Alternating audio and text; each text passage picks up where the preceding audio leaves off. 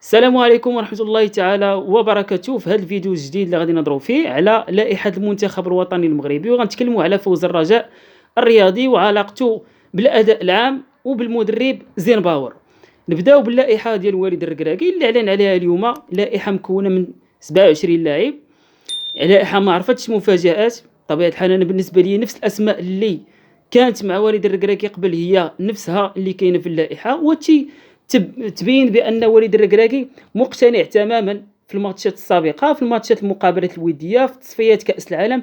بين على ان التشكيله او اللائحه اللي غتلعب كاس افريقيا هما اللاعبين نفسهم اللي كانوا حاضرين معاه في المقابلات الوديه وفي كاس افريقيا، وبالتالي ما كانتش مفاجات. كانت مفاجاه واحده هي الشيبي، لان العملود مصاب.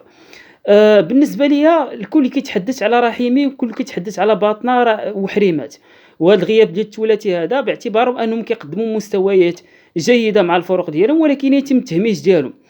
بطبيعه الحال وليد الركراكي صرح بان بوفال يعني كيفضلوا على رحيمي وباطنه، وبوفال هو واحد اللاعب اللي مجرب عند وليد الركراكي وتيعرفوا مزيان. بالاضافه الى هذا كتحليل شخصي هو ان المنتخب الوطني المغربي في كاس افريقيا ما يحتاجش اللاعب اللي كيجرب بالون بزاف، غادي يحتاج واحد التكنيسيان اللي تعرف انه يتعامل مع البلوك با، مع الدفاعات المتاخره، مع المنتخبات اللي كتركن للوراء وكتمشي كتلعب المرتدات. بطبيعه الحال ان والد الركراكي بفضل انه بوفال على رحيمي، لان بوفال تكنيسيان اكثر من رحيمي في هذا الجانب هذا، وبالتالي ما غنحتاجوش لواحد الجناح اللي خصو انه خصو المساحات. حنا المساحات ما غاديش تكون عندنا في كاس افريقيا، وبالتالي واجب اننا نكونوا اكثر خطوره عبر الرواق بالمهارات الفرديه اكثر. بالنسبه للحريمات وبالنسبه للباطنه نفس الشكل ديال رحيمي. كيف كنتكلموا على باطنه كنتكلموا على رحيمي، نفس الشيء، لا فرق بينهما، وبجوجهم مغاربه، بجوجهم كيستحقوا انهم يحملوا قميص الوطني المغربي، لكن تلاقاو مع اسم اللي مجرب عند والد الركراكي اللي هو بوفال بطبيعه الحال. بالنسبه للحريمات لاعب لي روليور وكاسور، ووليد الركراكي بطبيعه الحال ما عمره جرب حريمات، ما عمره لعب بحريمات.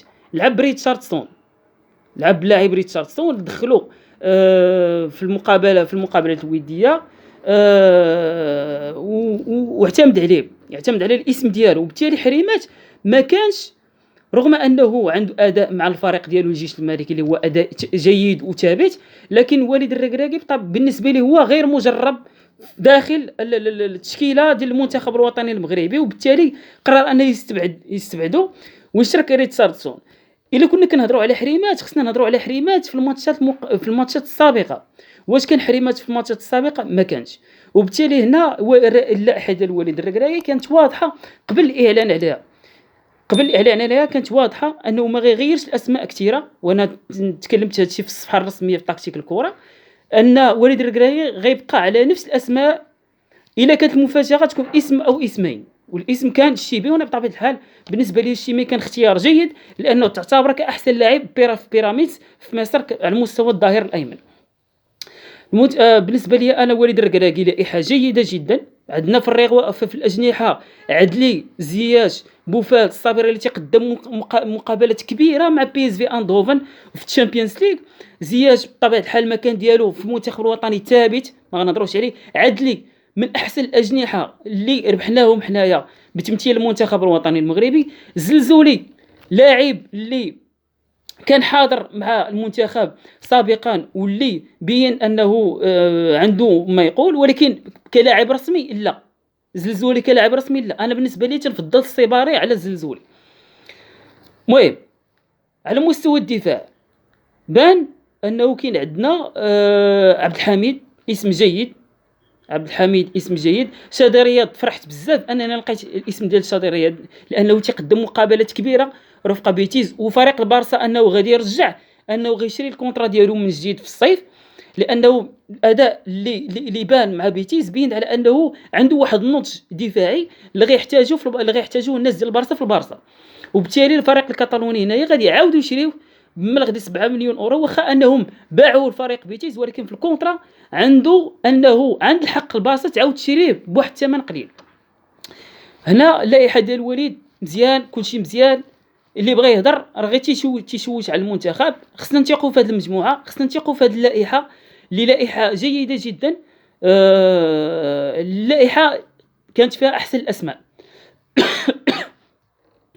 بالنسبه للفريق، ندوزو لفريق الرجاء البيضاوي. فريق الرجاء البيضاوي غنتكلم على واحد النقطه مهمه اللي هي زين باور، مدرب الرجاء زين باور. الا مشى تخرج من الرجاء، انا بالنسبه ليا غتكون كارثه، لانه مدرب جيد.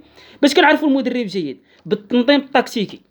انا بالنسبه ليا كمدرب شنو غتحاسبني على كيفاش كندافع، غتحاسبني على كيفاش كندير البريسينغ، غتحاسبني على كيفاش كنوصل البوطو، غتحاسبني على الحلول اللي غندير. مزيان. فريق الرجاء البيضاوي واش دفاعيا جيد؟ غتقول لي لا. علاش لا؟ لانه كاين عنده واحد النقص فلاكس، عنده واحد الضعف ما بين الثنائي بالمعلم وخفيفي. كاين واحد التباطؤ بيناتهم، خاصه عند خفيفي اللي لاعب بطيء، ما تيعرفش يقرا المهاجم بشكل جيد. مزيان. على مستوى الاظهره شنو عندك؟ بوركسود جيد. الظهير الايسر شنو عندك لاعب الفتح السابق، شكون هو؟ بالعمري. في وسط الميدان عندك مبارك. واحد النقطه غنتكلم عليها مزيان.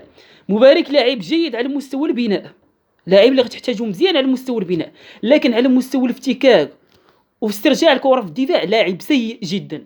هذه حقيقه ستكون. ولهذا فريق الرجاء البيضاوي ما غيجيش وغينتدب هيرفي لاعب فتح السابق، لان فريق الرجاء البيضاوي على مستوى استرجاع الكره من طرف مبارك ضعيف جدا، لكن كخدمه في النصف الملعب الثاني يعني اللي مؤدي الى الهجوم لاعب جيد. عفوا. نتكلموا على بوغرين. شوف اسماء الرجاء، اسماء اللعابه ديال الرجاء اسماء جيده جدا. عندك بوغرين، عندك النفاتي، عندك بوزوق، عندك الزرهوني. 4 اسماء ثابته. وانا بالنسبه لي فريق الرجاء البيضاوي عنده لو ستاتور، عنده الفريق اللي ممكن انه يزيد 3 العناصر او 2 به غادي يكون مخير العام الجاي ويقدر انه يشارك في الشامبيونز ليغ وتكون عنده الحظوظ ديالو مرتفعه جدا. فريق الرجاء يعني بالنسبه لي انا زين باور مدرب جيد. انا بالنسبه لي مدرب الرجاء مدرب جيد. تتخلق فرص ما تيسجلوش الفريق. هذا ما تعنيش ان المدرب عيان او ضعيف، لا، كيعني انه كاين واحد النقص. الرجاء عنده واحد النقص في ال 25 متر الاخيره. اليوم ضد اتحاد طنجة كانوا اهداف. علاش؟ انا نقول لك علاش. فريق الرجاء البيضاوي اليوم اول حاجه خصنا نعرفوا ان اتحاد طنجة ما تترينيش. هذا ما كيعنيش انك ما غتربحش. هذه النقطه الاولى. النقطه الثانيه، اليوم زين باور شنو دار؟ اليوم عطى اكثر حريه بوركسود كان تيطلع بزاف الهجوم. شنو تيخلي هادشي؟ تيخلي ان النفاتي ما يبقاش لاعب جناح ايمن، يهبط للميليو. شنو هو اللي عندك في الميليو؟ ولا عندك مبارك، مكعازي، ولا عندك بوغرين، ولا عندك النفاتي. يعني 4 ديال اللاعبين في الوسط. شنو خلى فريق الرجاء البيضاوي هادشي؟ خلى انه يلعب على العمق بزاف، يدخل عبر العمق ويلقى حلول عبر العمق، والاهداف اللي جات عن طريق العمق. وبالتالي كان فريق الرجاء البيضاوي جيد جدا على مستوى الهجوم، لانه كان حلول كثيره، وكان طلب الكره كان جيد، وكانوا المسافات ما بين لاعب ولاعب قصيره. لان الا شفنا المقابله قبل كنلقاو بان فريق الرجاء البيضاوي كان تيلعب بالتمريرات القصيره، وبهم كان تيطلع، وبهم انه كان تيدمر الضغط ديال اتحاد طنجة، وبهم انه كان كيقصد العمق الملعب، وبهم كان كيسجل الاهداف. وبالتالي فريق الرجاء البيضاوي قدم اداء جيد اداء ونتيجه، وفاز باستحقاق كبير امام اتحاد طنجة بنتيجه 6-1، اللي هي نتيجه كتعكس الواقع المر الذي يعيشه مع اتحاد طنجة. اتحاد طنجة راه ما تيترينيش، اتحاد طنجة راه ما تيتخلص. الحاجه وحده اللي تيديرها شنو هي؟ وانه تيجي يلعب الماتشات ديالو فقط. اما شي حاجه اخرى راه ما تيديرهاش. يعني تيلعب المقابلات ديالو، ما تيترينيش وما تيتخلصش. وبالتالي ان فريق الطنجي راه خرج الشرقاوي الرئيس الفريق، قال لهم ان فريق الرجاء البيضاوي كان تيدير السينيه انه كان تيعاون الفريق ودارتها دورتموند، وان الفريق وان الجمهور خصو يساند الفريق بدعم مالي. وهذا الشيء كيبين على ان اتحاد طنجة تيعاني وتمر من واحد الاوضاع سيئه جدا. نتمنى ان فريق اتحاد طنجة انه يخرج منها، لانه فريق نقي، فريق زوين، بجمهور زوين، تيران زوين، كلشي زوين فيه. هذه كانت نهايه الفيديو. شكرا لكم. وإلى فيديو قادم إن شاء الله.